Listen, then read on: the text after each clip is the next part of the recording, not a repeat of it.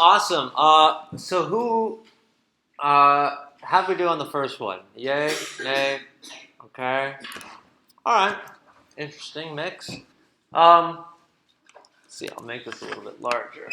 So the question is, we're trying to write a method for these Lucas numbers that is going to tell us the nth number, which means, we don't know what n is. N is acting as the variable. We don't know which place, right? If it asks for the first one, or the 0th, it's going to give us 2. 1, it's going to give us 1. 2, it's going to give us 3, and it continues on. The pattern may look a little funny, but the way it works is it adds up the 2 previous numbers in order to create the next number. So 2 plus 1 is 3. 1 plus 3 is 4. 3 plus 4 is 7. 4 plus 7 is 11. Right? So first, if we can understand that pattern, we can start to make some progress. What does this remind us of? Fibonacci, right? That's great, because Fibonacci is made up the same way, right? The only difference with the Fibonacci is that the starting numbers are 0 and 1, or 1 and 1, depending on who you ask, while these starting numbers are 2 and 1. But besides that, conceptually it should work identical. So if it can work identical, then the code should probably be nearly identical as well. So let's go ahead and work on this. So the first thing we're going to do is we're going to create this Lucas numbers function that takes in a number.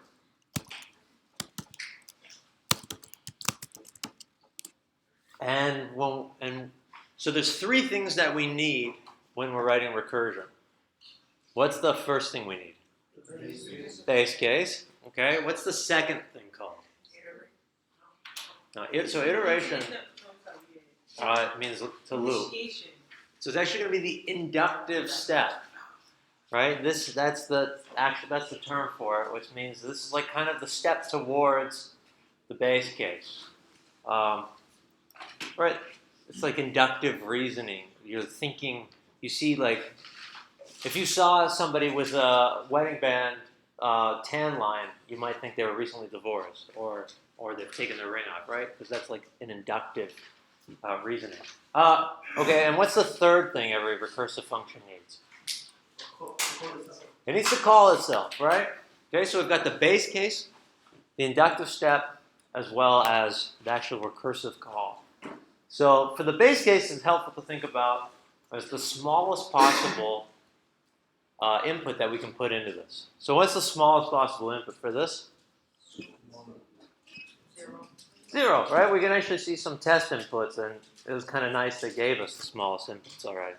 Right? 0 is the smallest one, so we can say, like, hey, if our number is equal to 0, then we can just go ahead and return 2. Right, I'm writing this on one line, so I don't need those curly braces. If you're doing multi-line, you always need curly braces. Well, we can't really establish a pattern yet just off of the base, so we might need a second base case. So what's the next smallest input we could put in? Yeah, Rafin? 1. 1, right? Because then we get back this 1. So I'm going to go ahead and just make a duplicate of this line and change the important information. So when we pass in 1, we should be returning 1. Whoops. Okay. So that looks okay. We're almost there. And so if somebody passed in a 2, what is a 2 made up of?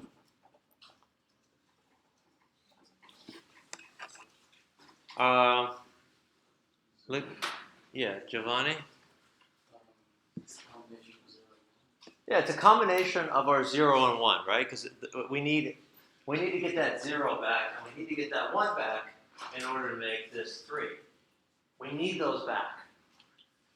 So if we need those back, we can figure out, well, how do I make a call to make my current input of 2? How do I make that into a 0, and how do I make that into a 1? Well, one is subtracting 2, and the other is subtracting 1.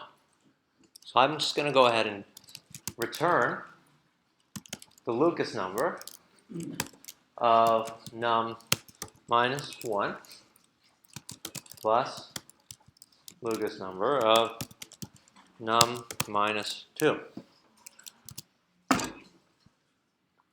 And I'm going to kind of think, well, if it works for the input of 2, then it will also work for 3, 4, 5, etc. I'm going to just kind of make that jump. That's part of the, kind of like the magic of recursion. Is you write it for one, and then it works for all of them.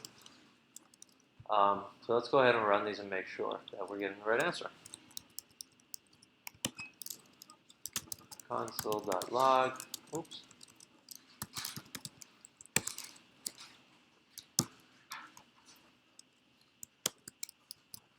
Okay. Open up this terminal. We'll run node index.js. And we get our 1, 1. Well, we're getting our 1, 3, 4, 11, 76. So it's working. We're printing out some other stuff somewhere else in the file. I'm using the same file that we used when we first went over recursion. Let me see if I can find it so we can get rid of these. Okay. Maybe that's it. Okay, great. They're all commented out. Okay, so that's Lucas number. Any questions on that? Or how that's working? Yeah, Britt. Why does Lucas number start with 2? Oh, I don't know why it starts with 2. Have to ask Mr. Lucas. I'm not sure. That's a really cool question. But yeah, I couldn't tell you that one. Some old dude, super old dude, came up with it. Maybe it's crazy. I'm sure it has some mathematical significance. Any other questions about the operation of this? All right, cool. So let's move on to the next one, where it says we have bunnies standing in a line numbered 1, 2, yada yada. The odd bunnies. I'll break this line up. A little hard to read. Oh, maybe because of this. The odd bunnies have the normal 2 ears, and the even bunnies, like numbers 2 and 4, have 3 ears because they each have a raised foot. So recursively turn the number of ears in the bunny line without loops or multiplication. So we see when there's 0 bunnies, there's no ears involved. When there's 1 bunny, there's 2 ears, because that's an odd number, right? That's like an odd indice. And when there's 2 bunnies, there's 1 bunny with 2 ears, and 1 bunny with 3 ears. Let's talk about this one. I'm seeing some faces. So it might help to think about as like this is saying the list, like how many bunnies there are. So if it were me, I would think of this as like an array. Even though I'm only taking in a number, I'm conceptualizing it as an array. So if I had like 4 bunnies, let's say, I would have like 0, 1, 2, 3, and 4. So this would be me representing 4 bunnies. So 0 bunnies, this has 0 ears. This bunny, this is an odd indice bunny, this is going to have 2 ears. This will have 3 ears. This will have 2 ears. And this will have 3 ears. So if I add up all of these ears, I'll have 10. Which I don't know if it gives us that. No, it doesn't. But we can see as it grows, like at 2 bunnies, we'd have 5 ears. If we had 3 bunnies, we would have 7 ears. Does this visualization help? All right, so although we're only taking in a number, we should be thinking of it as a position in the line. Each bunny's number, as we go down, counting towards 0, can represent which place that bunny is in the line. Okay, so with that in mind, Let's go ahead and write this function. So we're going to say const bunny ears 2. It's 2 because where I got this from, there's a different bunny ears one. And this is taking in a, what's it taking? A number, right? Okay. So what's the least amount of bunnies somebody might give us? 0, right? And it was also helpful enough to show us an example of 0 ears. So we can just go ahead and make that our base case. So hey, if our number is equal to 0, let's just return 0. If it doesn't equal 0, what should we do? You ever feed? Then you have to actually apply the math that's involved in Okay. so, Tell me more about that. yeah, so you know that there's two conditions. One is if the bunny is in the odd number of the line, it falls under a certain condition. And if it's an even number, it'll fall under a certain. So in your base case, you can create one more instance of if it's an odd number, then you would return a certain instance. So, like for what? Can I explain like what I did for that basically? Sure. Yeah, tell me.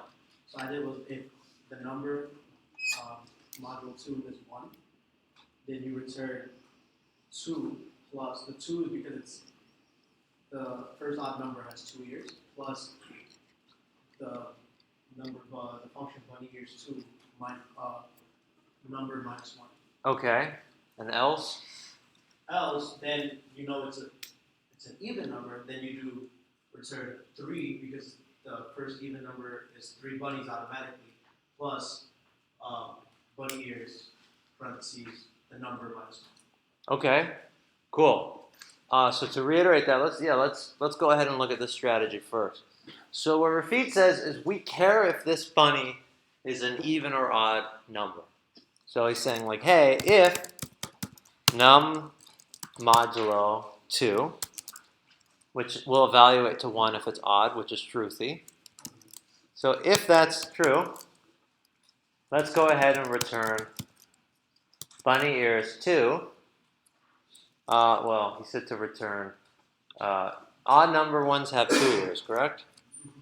Yeah, so it would be 2 plus bunny ears 2 num minus 1. Else, return 3 plus bunny ears num minus 1. All right, so this is the inductive step. This is the recursive call. And we actually only still have one base case. Marvin. Well, wouldn't that sort of be backwards? Because I thought that the even bunnies were the first condition, but that we have 3 ears. Yeah, so if it's modulo 2, it's either going to give us back a 1 or a 0. Okay. So 0 is falsy. So that would be in the even case. So then we would hit our else statement. I can be a little bit more explicit if you want. Maybe that will help. Any other questions on this? All right, so let's see if we could write this cleaner. What do we see? What do we notice about this that kind of sucks? No offense. It's a great. I don't mean it like that. It's a good solution. Nothing wrong with the solution at all. But if we're thinking about like our best programming principles, what might suck? Marvin. It repeats itself, right? It's kind of repeating itself. We have to make essentially the same call, and the only thing that changes is a 2 or 3. So if I were to rewrite this, I might create a variable called ears, and I'm going to take this if-else logic, and I'm actually just going to turn this into a ternary. So I'm going to say, hey, ears, if num modulo 2, then it's odd, then my ears should have a value of 2. Otherwise, my ears will have a value of 3. Then I can get rid of all this if-else stuff.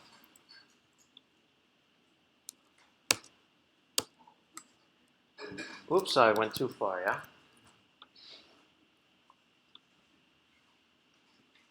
I'm about to do it again.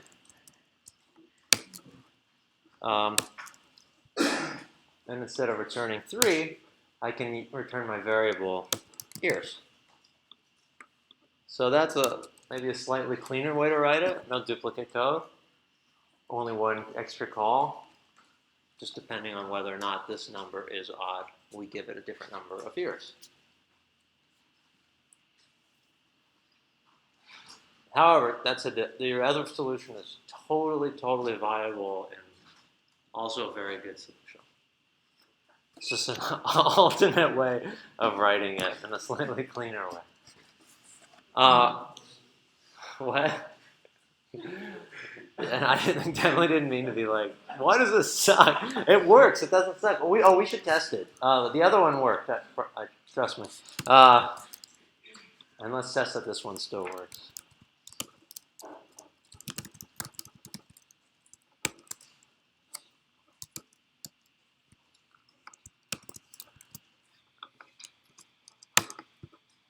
Oops. Something is upset. Yeah, it's confident. 0 to 5. When first come up with something. Ah. Thank you.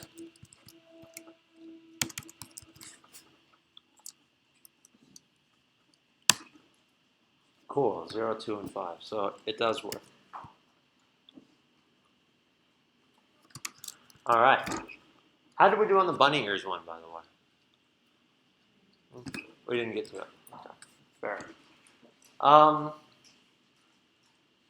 For those of us who got to the triangle one, how did that one go? Yay? Nay? Okay.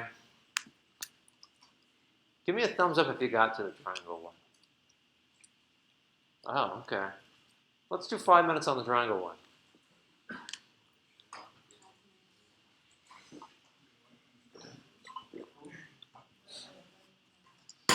We got to get practice going fast. We got a lot of recursion going.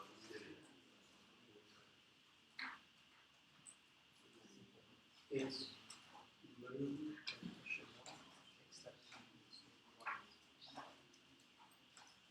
or the triangle. So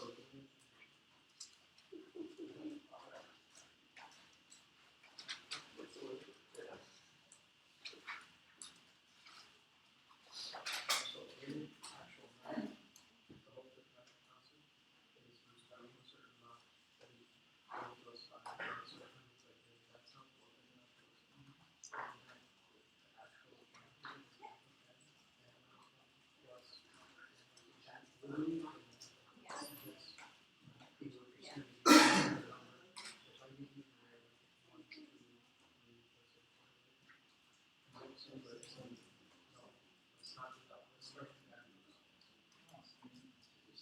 what the actual plus that's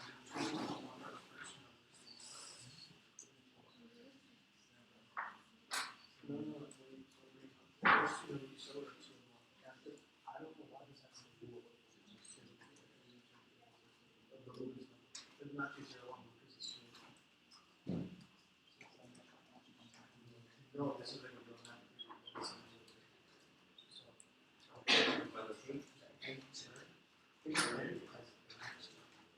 People want to say the number, well, all you do in the spiral is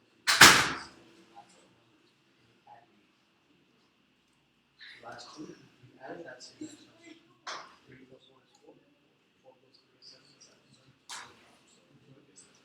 That's why we use that same concept as number minus 1. So let's say if we are 5, 2, 3, first, it's 10 minus 1. So, and so this is because there's like, the way I is literally that number is the right. So position minus 1 is the one right before it plus that's position that's true. Right, I put S because that's just ignore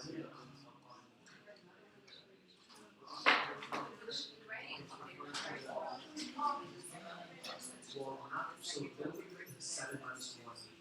1, 7 minus 2.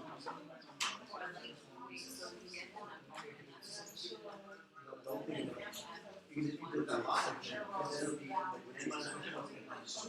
So then it would be 7 minus 1 plus 7 minus 2, which will not be 6 plus 5 is 11, which isn't true.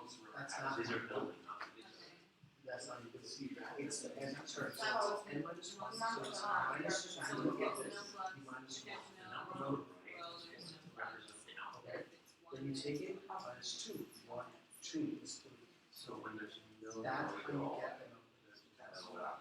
When they say minus 1, they're not actually subtracting, they're going back 1. That would be Exactly. Right. Oh, 1 and 2. That Rotation is that, am I misreading? No. So if the topmost row has 1 block, that's row 1. Yes. But then the next row down is that not row 2. That is. And now there's a total. Whole number of blocks. Yeah. So it has to include the number of rows. Yes.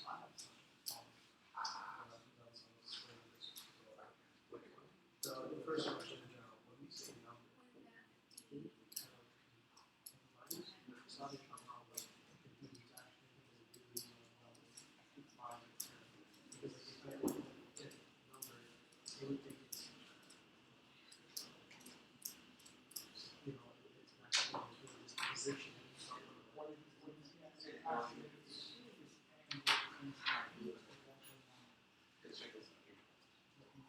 That's that is legal. Actually plug in that number for the formula. So it's triangle. Yeah.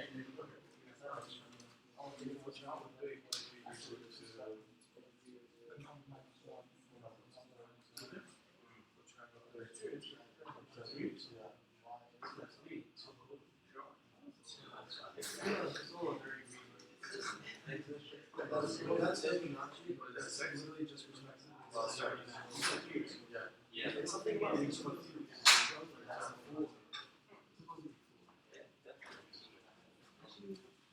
So, yeah, that's what there's no way. You understand what I'm saying? What?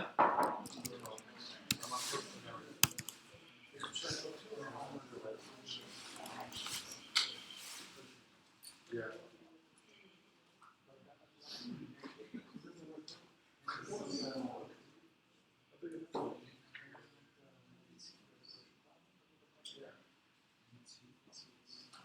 Yeah, because so when I say 5, I'm not looking at I'm not looking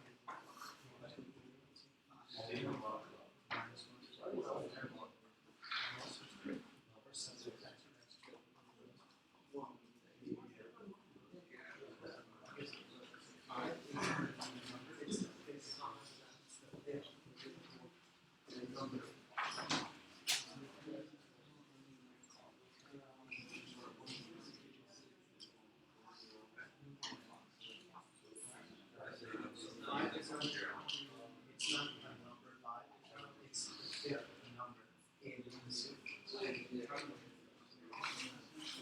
So what I say number 5, remember, it's what is the fifth number in the number? What's the fifth number in that sequence? Take an array. Array is 0.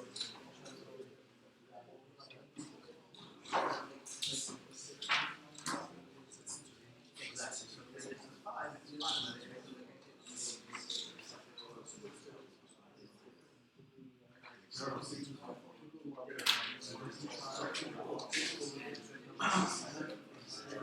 Oh, it's 7 minus 1. No, it's 5 minus 1. The fifth number, what is that fifth number? Because the number that's because of the fact that you have the fifth what? Because you figure out the rest of it from one another. Exactly. So you know that's the whole course of the recursion. The same. All these information, let's figure out every other possible reason. Let's figure out everything. You don't have to, you know,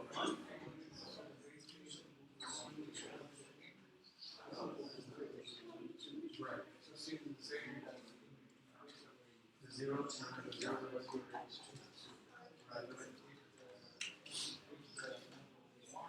It's like this. Yeah, or if you want to, the way I do it, let's have an array.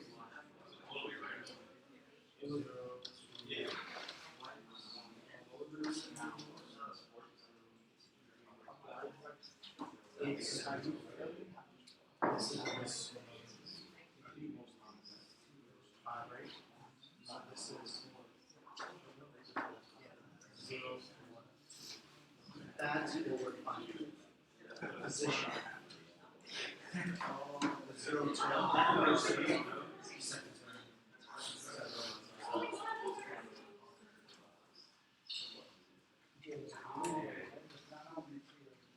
Two things on that. Based off these, so based on the fact that now you can use the next second term.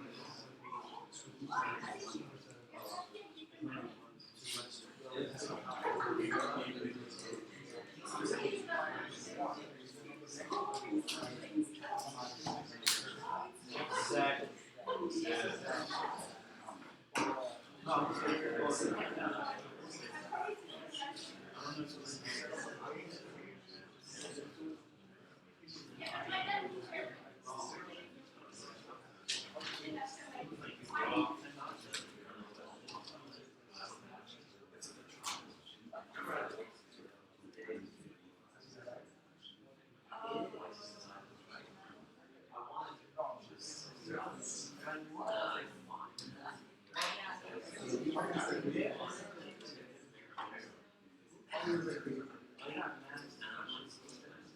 Zero.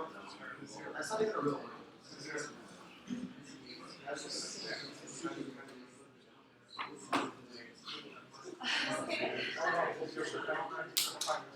You see, just like the right side of it, I had to say this. So like that, for lots of good. Here we go.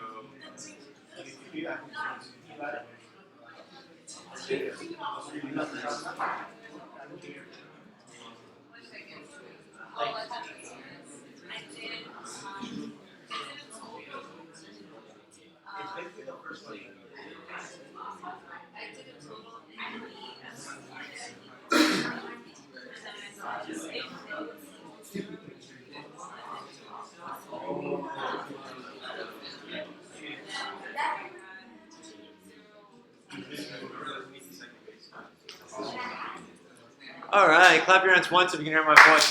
Clap your hands twice if you can hear my voice. How'd this one go? Yes, no, maybe so. All right, yes, ish. So let's think about this. Let's kind of like make a visualization of this as well. Oh, all right, clap your hands once if you can hear my voice. Thank you. Right, let's make a visualization of this as well. Maybe that will help us. So we've got, right now, if we have no rows on our triangle, we can see that there are 0 tiles, right?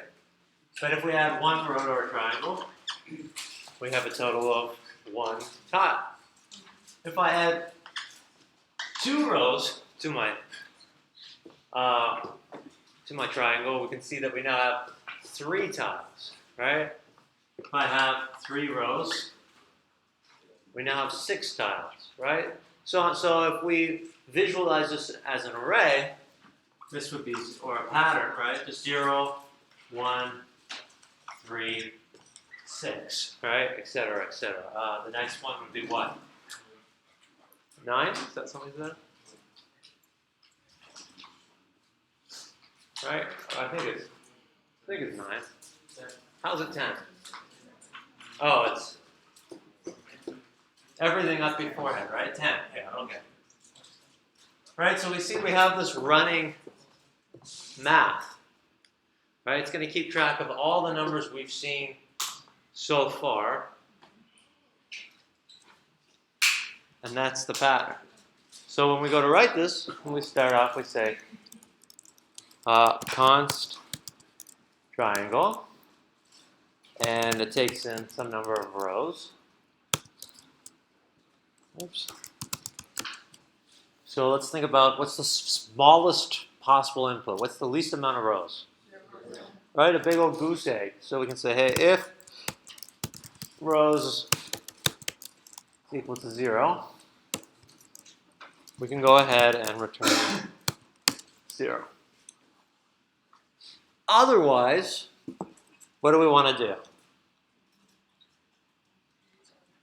Return, go ahead, David. The number plus the function, the row, so sorry, and the function of triangle. Okay. And well, it's going to take in the number, both rows minus 1. Minus 1. Cool. So she says every time we get to a number, so if we have this number 6 or something, we're going to want to, which would really be the number, right? Let's remember how many rows each thing actually relates to. Right? This is the row number that we're on. This is the output, right? Outputs, row numbers. So if we're given the row 3, we want to get back whatever we would get back from, we want whatever our row is here plus our whatever we get back from 2 plus whatever we get back from 0, so on and so forth. So let's give it a shot here. Uncomment down these. And let's just go ahead and console log them all. By the way, I'm sorry that the other recursion lesson has not been posted. I've been trying to post it for like every day for 3 days. I think there's something wrong with the file. So I don't know if it's going to happen.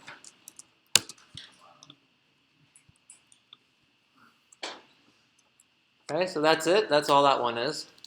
Any questions on that? Can you go to the logic here about why adding the function at row minus 1? Okay, yeah, sure. So we want all of the rows. We want the current row that we're on plus the rows that have already happened. So what does that mean? So like let's say our input is 1. We want the one tile that we're on, and we want the number of tiles that existed when there were 0 rows. So that's how we get 1 plus 0, and then we get our 1. But when we pass in 2, we have our 2, which is the current row we're on, plus our triangle of 1. 2 minus 1 is 1. And so we know from what we just said that that's going to evaluate to 1. So then this will become 1, this will be 2, and so then we'll have our 3. And the pattern will continue. So if we have a 3 here, it's definitely a little bit of like a brain teaser here. Whoops. So when we have a 3, it goes 3 plus whatever we get when we have only 2 rows. Well, whenever we only have 2 rows, we get back our 3. So then we have our 3 plus our 3, and that's how we get our 6.